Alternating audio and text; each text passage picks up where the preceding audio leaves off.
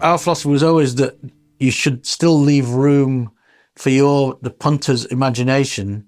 I didn't want to spell out what a song meant. Like, I don't really enjoy the kind of videos that tell the story of the song. I'd much rather give an impression or set up an atmosphere whereby you still are allowed to interpret the song and its meaning for yourself. But at the same time, either see a performance so that you can see the artist do his thing, or you can see some kind of visual representation that puts you in the right kind of mood that enhances the nature of the song. But shouldn't necessarily take away from you the delight you have in putting your own interpretation on what the song's about or the lyric. Yeah, that's by having it spelt out for you, Well, the one that I remember very strongly waiting to see was Two Tribes by Frankie that you did with Kev. That said something about the times we were in at the time. It was quite a political time, it was still Thatcher, right? And so it became more than just a music video, more than just the new Frankie song, though that was a cultural thing. What's your thoughts about that now? My recollections was two things. The big memories were, it was the first time a record company had offered to let us alter the track and offered to help alter the track and extend the track to make a video mix. And Paul Morley came up with the offer of captions and little bits of lines to stick on that we inserted, right? So it was the first time the record company actively wanted to be involved in a positive way, constructive way, to help us make more video-ness, right? That was great.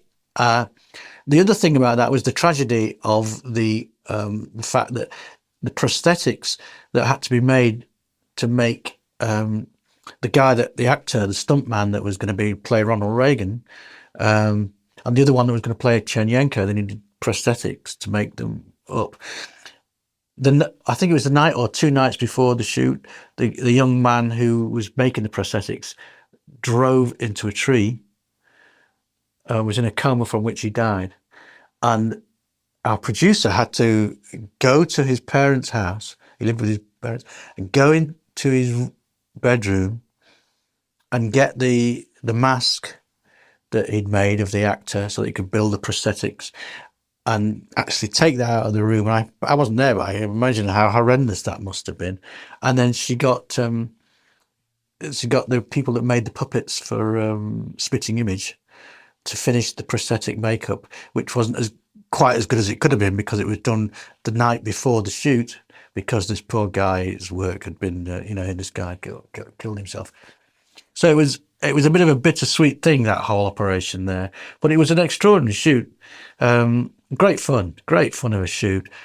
Those are the two things I remember about it the most. Also, we were worried about being banned from being allowed back into America, because we heard that the Democrats were showing at their convention this video because it was taking the piss out of Reagan.